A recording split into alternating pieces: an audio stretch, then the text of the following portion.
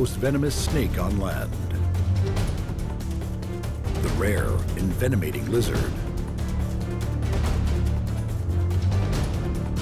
The tiny, toxin-wielding red-backed spider.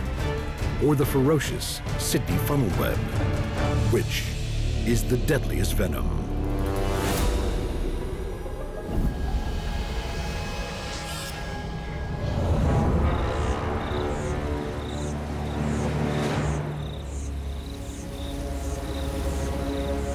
The deserted heart of the Australian outback, where people seldom venture, is the hot, baked home of the most venomous land snake in the world, the Inland Taipan, a 2-meter-long snake with enough venom in one blow to kill 250,000 mice.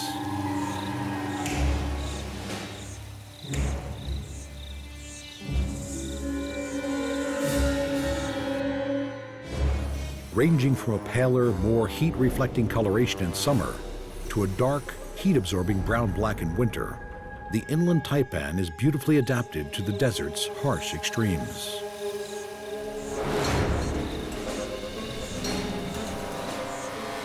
In the heat of the summer, these muscular, small-scaled snakes will take shelter in the cracks and fissures of the baked earth, as well as in the burrow systems of their favorite prey, the long-haired rat. These burrows and crevices are also where they leave their eggs.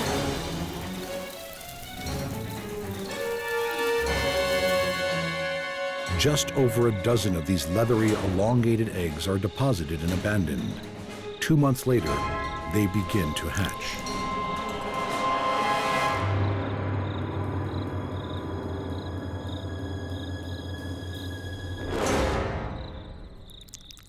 The juvenile snakes that slither out of their shells are already equipped with venom that is similar in toxicity to that of a fully grown taipan. They will immediately have to fend for themselves in the barren landscapes that await them.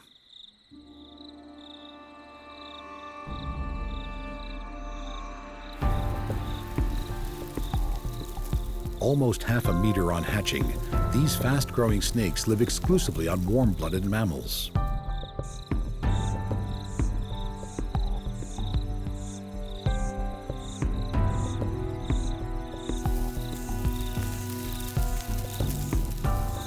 Many of their upper body scales have a dark edge to them, creating a herringbone pattern along their bodies.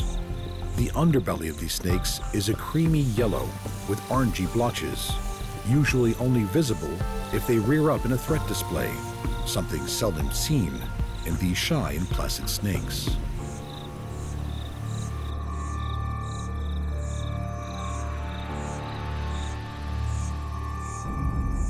The plains mice and other small mammals of the arid outback can offer a meal in lean times. As their prey is usually fast-moving, venomous snakes need their toxins to be fast-acting, so precious meals are neither lost nor alive long enough to fight back.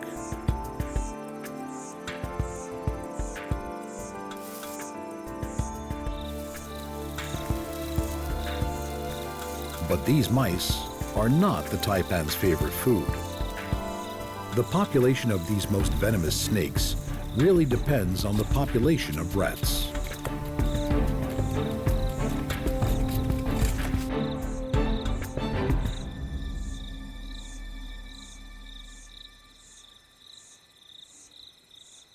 Cornered in their own home, there is no escape.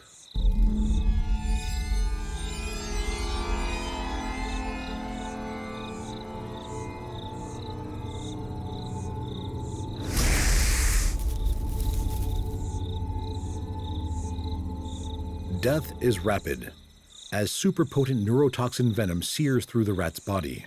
Its lethal effects hastened by a spreading agent which increases the rate the venom is absorbed.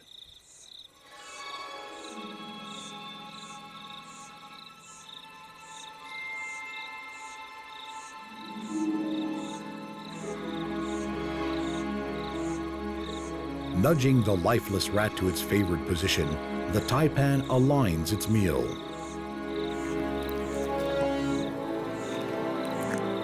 Opening jaws held together by immensely strong and flexible muscles, the rat is gripped by fangs on each side of the jaw, which the taipan then walks down the rat's body.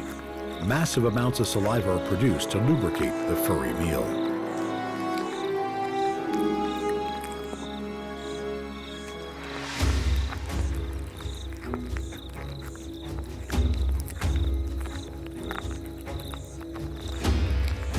Stretchy skin and small scales aid the process as the snake's body accommodates the rat. Ribs stretch apart and enlarge the body space as food moves downward.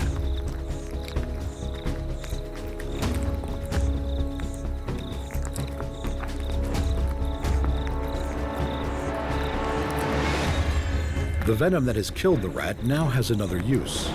The powerful digestive enzymes it contains help to break down flesh as the snake starts to absorb its meal.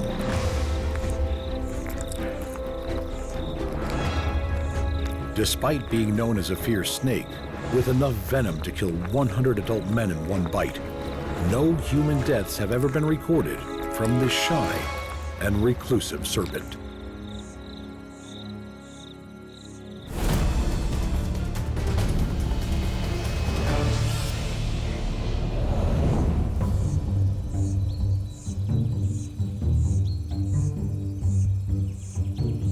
Venom is not the exclusive domain of snakes and spiders. In the deserts of the southwest United States and the northwest of Mexico lives the striking and venomous Gila Monster, the largest land lizard in North America.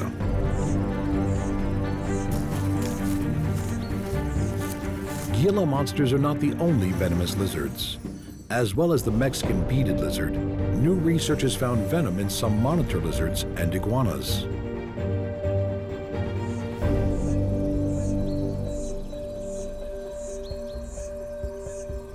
Gila monsters grow to just over half a meter. These stocky reptiles have venom glands below their teeth on their bottom jaw, and although usually sluggish animals, they can strike quickly and have an incredibly strong bite.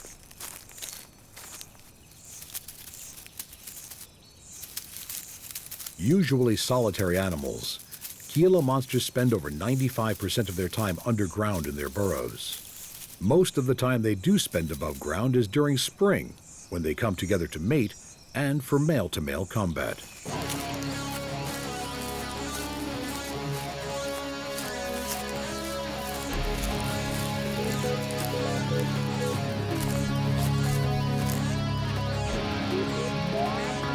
These monsters don't so much fight as engage in ritualistic wrestling matches, which appear to be a test of strength and endurance.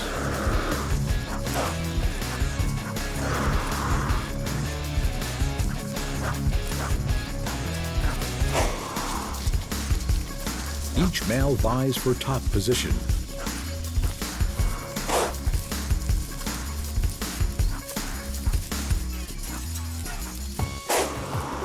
Unlike snakes, the venom of these animals is not injected. Grooves in the lizard's teeth allow venom to pass through into their victims as they chew down onto its flesh. They are immune to their own venom, and these wrestling bouts seldom result in serious injuries.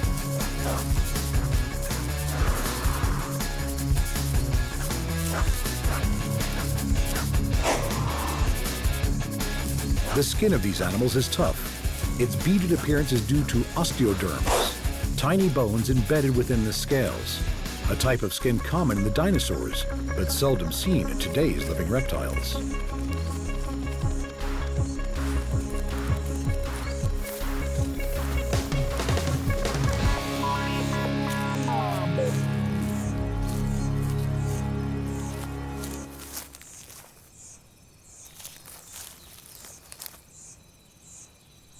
With a preference for the rocky foothills of the deserts and the semi-arid scrublands it resides in, it is likely that the main use for the Gila monster's venom is defensive and serves mainly to protect it from coyotes and any tenacious birds of prey that may attempt to hunt it.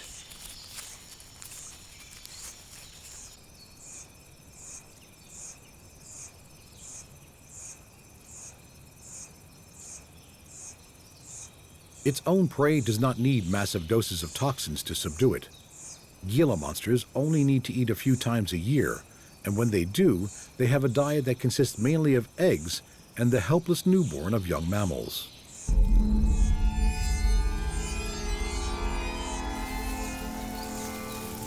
These are sought out in their underground hiding places.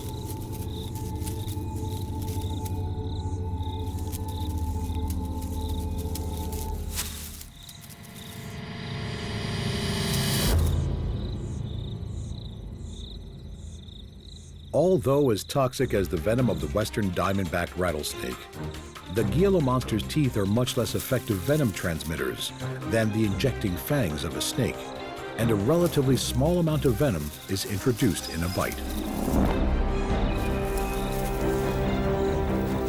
Although in this case, it wouldn't take much.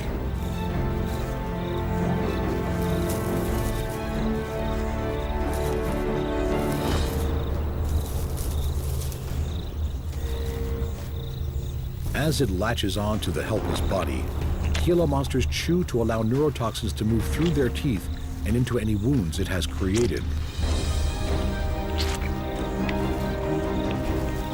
Able to eat a third of its own body weight in one sitting, these naked pack rats could keep the monster going for months.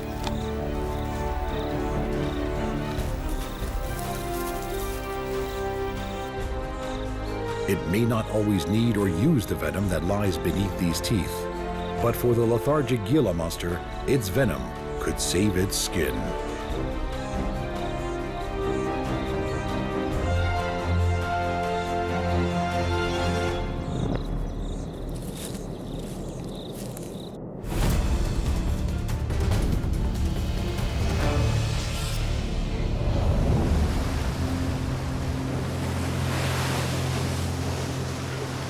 In the shallow waters of the Pacific Ocean is an animal the size of a golf ball that carries with it not one, but two types of venom.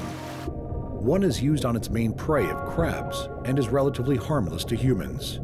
The other is used in defense and can kill an adult human in minutes. The magnificent Blue-Ringed Octopus.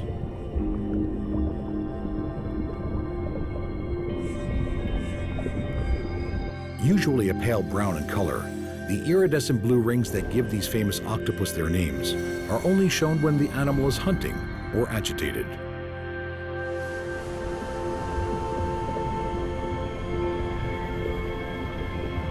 With 3 hearts and transparent blue blood, there is nothing average or ordinary about an octopus. The blue-ringed octopus feeds on crabs and mollusks. These hard-bodied victims are often stalked and ambushed from behind.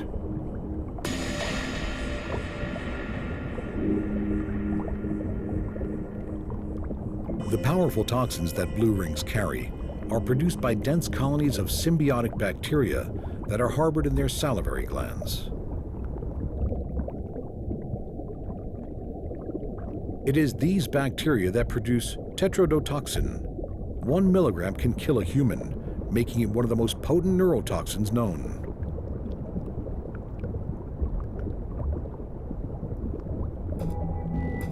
Saving this venom for its own defense, the crab will be infused with the octopus's milder toxins, paralyzing it as it is enveloped in an 8-armed death embrace.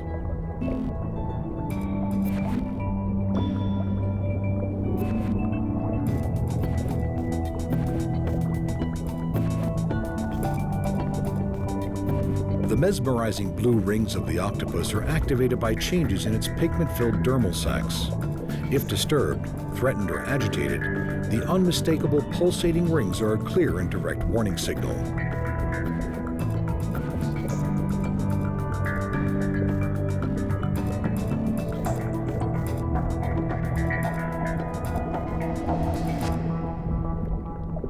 For the husked remains of this crab, there was no warning.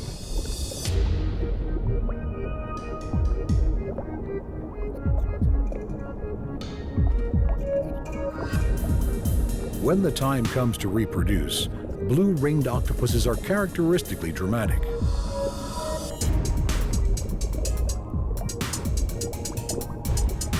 Laying around 50 eggs, The female carries them with her tucked under the secure haven of her suckered arms. For the few months it takes for them to develop, she will not eat.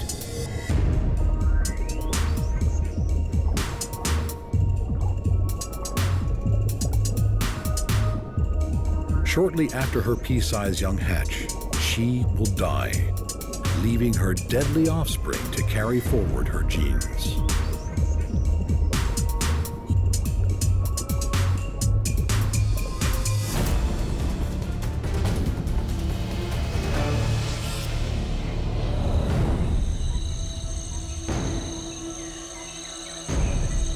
In the secluded outhouses, under fences and letterboxes, under barbecues and amongst garden litter, are the messy webs that hold the killing fields and the hundreds of offspring of a very deadly female. Tucked in the corner of her web, the scarlet stripe of the red-backed spider advertises her lethal capabilities.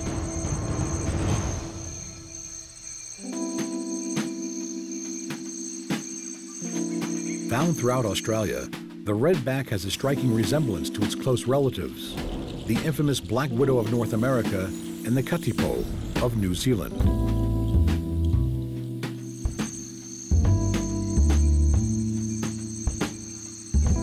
The webs of these comb-footed spiders are impressive feats of design engineering.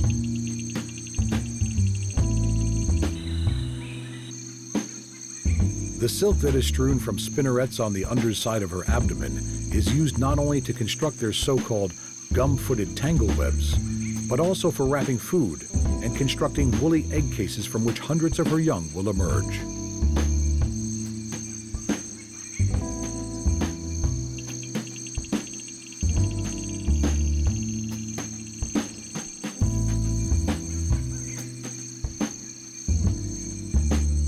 Young redback spiderlings will disperse from their maternal web by ballooning, taking themselves to a high point in the surrounding foliage and letting out a fine silken line that will be caught by the wind and carry them to their own new nest site.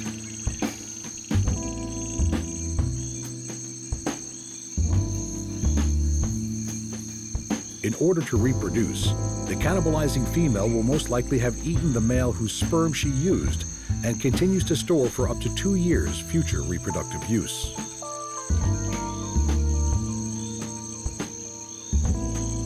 The tiny, seldom seen male, 5 times smaller than the female, will have offered up his abdomen to the often striped female who consumes him while they mate.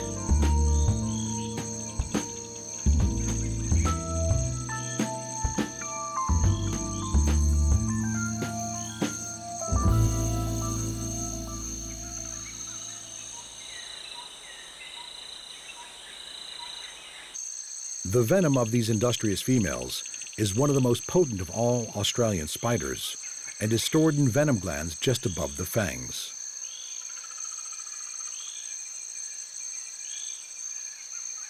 Despite its high toxicity, the small size of these same fangs means that often only a very little venom is delivered in its bite.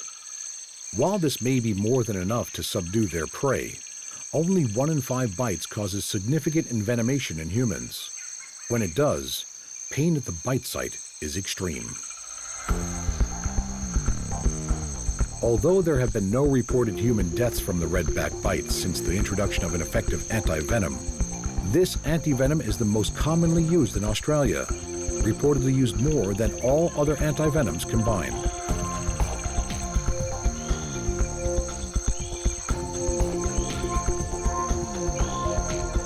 For these young spiders, the fight for life has already begun, and the spiderlings emerge as cannibals, eating any unhatched eggs as well as their siblings.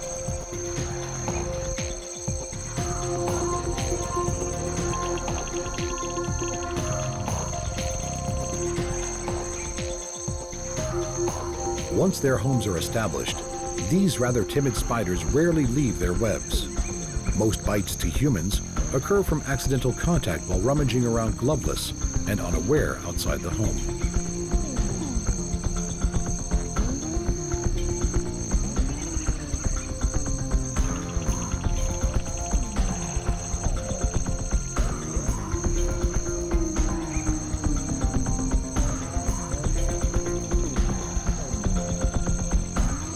Her incredible spinnerets contain microscopic spigots that each produce a single filament of silk. It is this which allows her to combine filaments in different arrays for different tasks of life.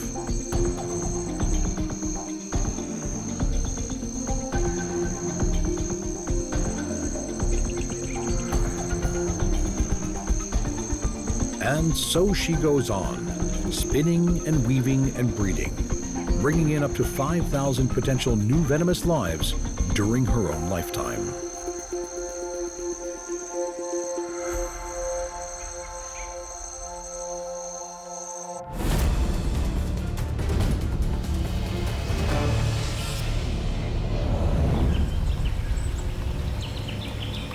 In contrast to the timid redback spider, the fearsome Sydney funnelweb is more inclined to stand its ground than to run.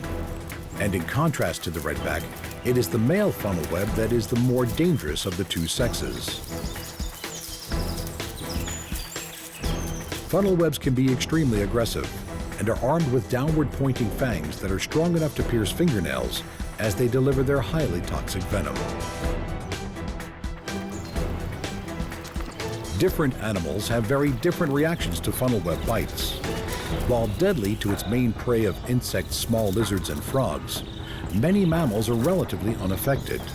However, to humans, the venom of the Sydney funnelweb is one of the most toxic of any spider.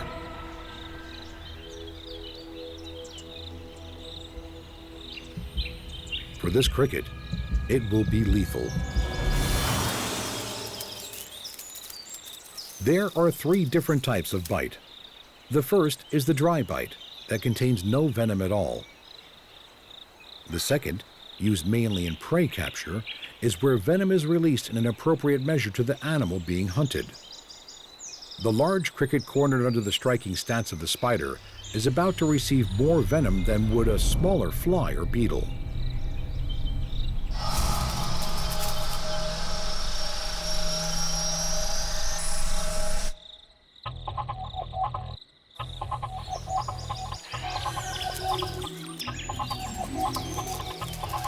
The multi-compound venom also serves to keep prey in good condition for later consumption.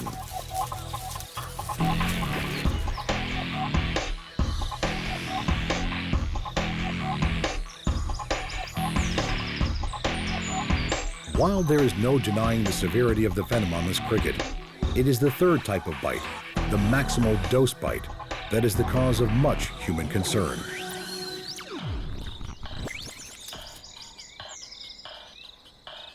The effects of receiving the maximum dose of this spider's venom are fast and severe. Without anti-venom, human death can occur within hours.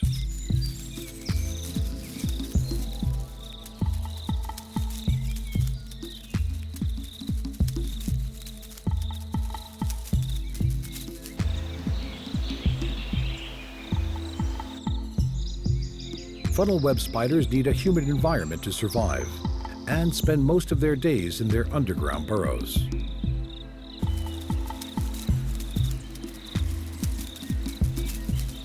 In the rains of summer and autumn, males are often lured out nightly in their search for females.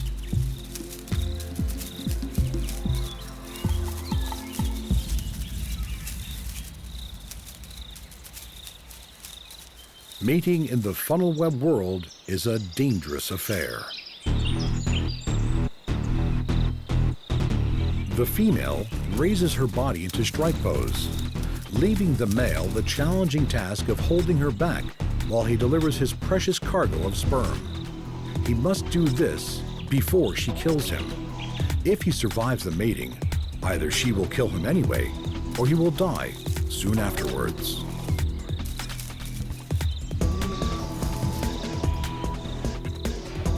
It is no surprise that many believe this burly-looking creature is the world's most venomous spider. But how do we judge which is the most venomous of all? Is it the highly toxic but reclusive Inland Taipan? The rare venomous lizard? The deadly Blue-Ringed Octopus? The cannibalistic redback spider? or the fatally toxic Sydney funnel web.